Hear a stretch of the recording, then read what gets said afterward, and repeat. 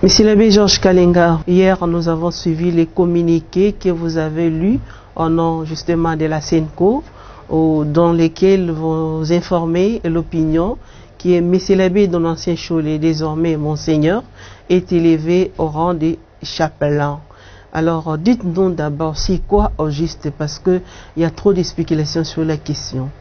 Oh, merci beaucoup ma sœur. En fait, c'est un événement heureux pour notre Église, pour la conférence épiscopale, que Monseigneur Donatien Cholet, nous devons maintenant nous habituer à l'appeler ainsi. C'est un titre qui lui a été accordé. Et donc un événement heureux, en fait, qui signifie tout simplement la reconnaissance du travail que lui, Monseigneur Donatien Cholet, fait au sein de l'Église au niveau universel et spécifiquement au sein de l'Église Famille de Dieu en RDC. Et nous savons bien qu'il est secrétaire de la conférence épiscopale et il en est le porte-parole, il est le porte-parole des évêques et de ce fait il est le porteur, le transmetteur de la voix de nos évêques, donc porteur de leur mission prophétique. Alors il se fait que dans l'Église, il y a cette marque de reconnaissance de la part du pontife romain, qui est le Saint-Père, le pape, de pouvoir accorder justement le titre de chapelain de sa sainteté, le pape, à certains prêtres qu'il voit justement qu'ils méritent de porter ce titre-là, de par la façon de mener leur charge, en voyant qu'ils méritent vraiment, ils ont mené à bon terme et d'une bonne manière la mission de l'Église. Monseigneur Donatien Cholet, désormais, comme vous l'avez dit tout à l'heure, quelle est la différence entre Monseigneur et l'évêque? Parce que les évêques, on les appelle aussi Monseigneur. Bon, effectivement, les évêques, on les appelle aussi Monseigneur, mais il se fait que les évêques, ils portent cette dignité d'évêque de par l'ordination épiscopale. Ce n'est pas le cas pour tout Monseigneur. Donc on peut être Monseigneur sans être évêque, mais quand on est évêque, on est aussi par le fait même Monseigneur. Donc c'est tout simplement un titre honorifique qui ne relève pas du sacrement de l'ordre. Nous savons le sacrement de l'ordre dans ces 3 degrés.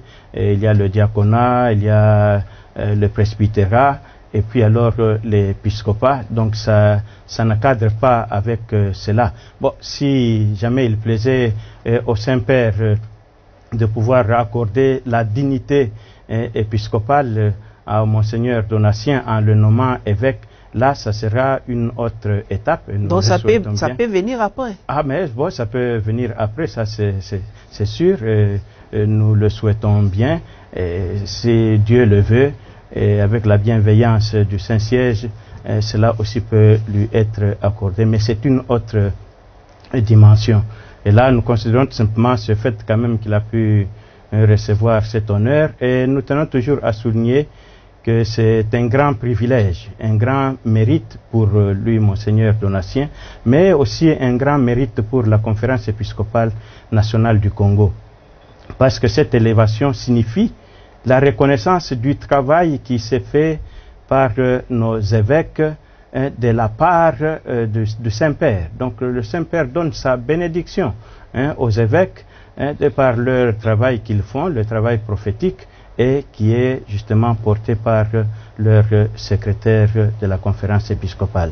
Alors, monsieur l'abbé Georges Kalenga, vous êtes justement canoniste aussi, vous êtes bien placé de nous répondre. On dit que l'abbé Cholet portera aussi les habits que les évêques portent. Donc, il aura aussi des insignes des évêques? Oui, bon, en fait, plus particulièrement la soutane avec la ceinture, tout ça qui serait semblable à celle que portent les évêques, mais cependant il ne portera pas la calotte et encore moins le mitre, donc tout ce qu'il y a comme accoutrement liturgique.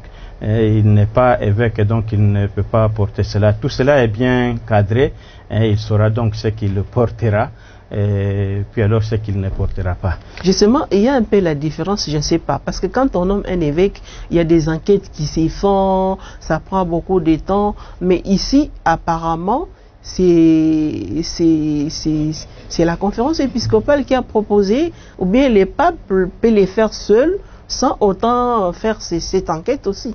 Bon, en fait, nous devons nous dire que ça relève tout d'abord de la discrétion même du pape. Mais quant à savoir comment il a pu procéder pour en arriver là, ça c'est vrai. Il ne peut que demander des informations auprès de ceux-là avec qui celui qui doit être nommé ou élevé, il travaille. Ici, en l'occurrence, les évêques qui constituent la conférence et puisqu'ils sont membres de la CENCO, ne peuvent qu'être informés ou du moins même consultés. Et consulter, je voulais dire, et recueillir leur avis sur la personne.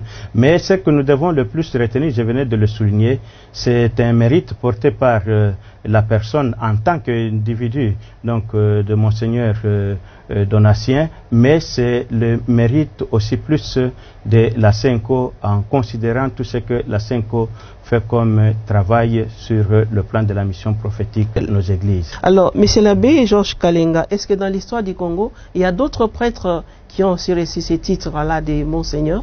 Bon, effectivement, des prêtres qui ont œuvré ici, étrangers ou nationaux, pour ne pas dire autochtones. Ici, nous avons vécu avec Monseigneur Plevout, qui est paix à son âme, que le Seigneur nous a arraché il y a bientôt 2 ans.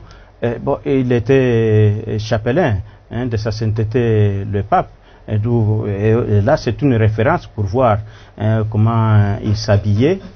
Et il portait à juste titre le titre de Monseigneur. Et il y a eu aussi dans d'autres diocèses, et il faut aussi relever qu'avant, il y avait tant d'autres titres, tant d'autres dignités dans l'église. Il y en a qu'on appelait les camérières, tout ça. Donc, au fait, comme des gens qui seraient commis au service de la chambre du pape, si on doit interpréter les termes. Le chapelain aujourd'hui, au fait, c'est un terme qui veut dire aumônier.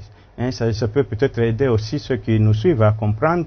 Et un aumônier, c'est celui qui entre dans le secret, dans l'intimité de la personne. Donc, il peut être consulté. Donc, les papes peuvent les consulter?